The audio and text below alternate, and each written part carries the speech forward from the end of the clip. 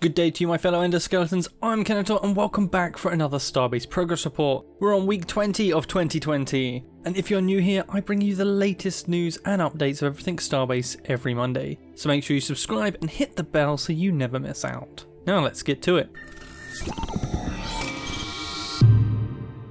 With more people in the closed alpha and players now testing even more and more aspects of the game, many bugs and usability issues have cropped up, making this week's report one of the biggest yet, as Frozen Byte starts to already be implementing fixes. Also note, some aspects of the reports feature stuff they have worked on that may not be in the closed alpha build of the game. Now, some of you may have noticed I also started streaming the game. I can't promise this will happen every week, but tune in tomorrow from 7 PM UTC to see how I finish up the Hauler Plus upgrade. If you missed the first part, there's a link in the top right of the video. Our Lowry quote of the week concerns anyone with or that will eventually get access to closed alpha and beyond. If you find an exploit, you should report it to the devs via the in-game reporting system with the F1 button. Not doing so and continuing to use them for your own benefit will get you removed from the closed alpha and possibly banned from the game. Now onto the progress report. The main design features worked on last week were the mining job rewards have been increased by 50%. Also, outer materials will get higher rewards from the collecting area, while inner materials will get higher rewards from the small collector. The mining job collector's effective area has been increased.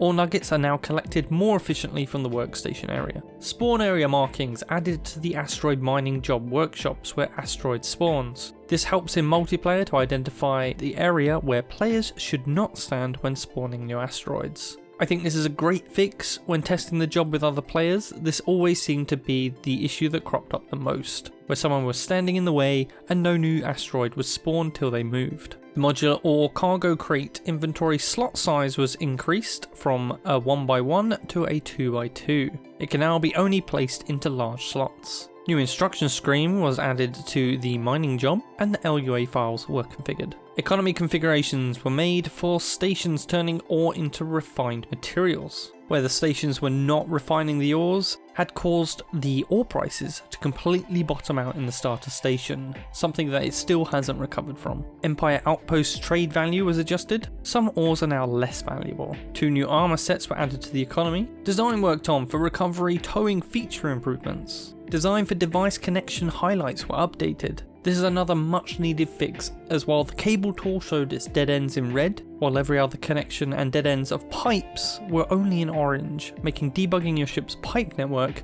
a nightmare. Sadly, at the time of recording, this is still not in the closed alpha, but it's good to know it's coming. The universal tool designs have been updated, combining them with new Spaceship designer design. Design for company tax system has been worked on. A trade window design for ships is underway. Notification improvements were worked on for group, company and friend requests. Different trading options have been worked on. Over on the official Discord, Lowry shared a quick mock-up of this. You should see it on your screens now.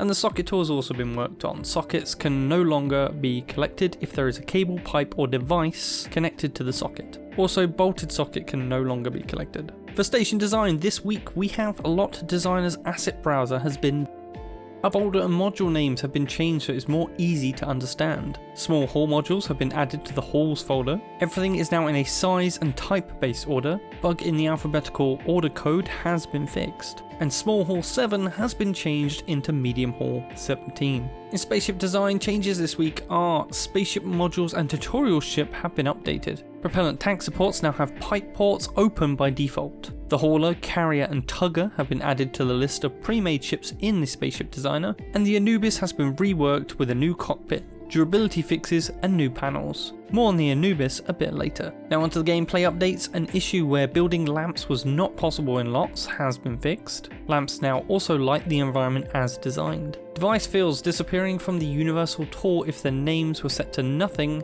has been fixed. The welding tool is now being able to build unbuildable holograms in lots. Lot building process is now module by module in lots, starting from the lot doorway. Main flight computer ID should no longer run out. Despawning a ship with active thrusters no longer produces an exhaust related assert. Durability testing colours have been improved, including yellow highlight for otherwise valid beams that are not part of an existing frame. Durability has been modified to accept beam connections in 15 degree steps when considering validity for the frame. Small errors in ship prices shown to client have been fixed. Container code has been updated. An issue where LODs were not showing for specific derelict ships has been fixed. The ship recovery feature is underway. Ships can no longer be collected when they are bolted to an asteroid. Sockets can no longer be removed if they attach to pipes, cables, buttons, or if something is bolted to it. And newly built missiles should now lock properly. For our UI update this week, we have the resource bridge getting stuck when despawning the ship while connected has been fixed. Mouse hovering not working in mining backpack UI when scrolling has been fixed. An issue with cargo crates being inside cargo crates has been fixed. Issues with adding cargo crates to station storage and dropping them out from it have been fixed. Crate slots not working correctly when scrolling the UI has been fixed. Ore crate becoming unusable if an ore crate is disconnected while the ore is being dragged has also been fixed. And a more convenient way for developers to read bug reports from the feedback tool is being implemented. For audio this week, there is audio support has been added to the cable and pipe tools. Spaceship Designer's object manipulation sounds and button release sounds have been plugged in. Support has been added for the Spaceship Designer's asset browser search field and visibility lock buttons. Music system is now prevented from entering battle state when ship receives damage from a player inside. Starship creator updates this week are exit without saving button has been added to the file menu. This has been a great quality of life fix and one I'm very grateful for.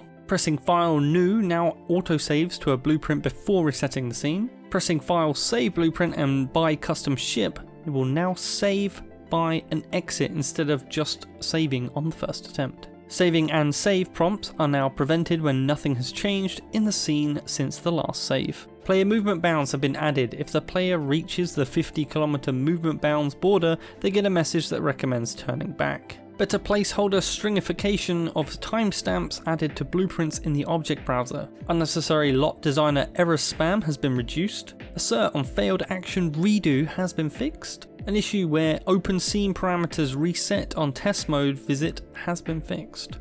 MUUS memory usage on actions that get sent over the network has been optimized. Spaceship Designer now uses 64-bit floats for transformation operations. That just means increased accuracy for us designers. Color settings have been added for my selection and other selection highlights. Another big change that will allow us to make much different looking ships from the grey ones that we have now. I'm really looking forward to this one, but again, sadly not in the closed alpha yet. But this one looks like it's nearly ready. Default options not reloading if the user has an options file from a future build has been fixed. An issue where modules were not sorted correctly in the lot editor has been fixed. Custom color index feature has been added to the menu label pairs in the Space tooltip.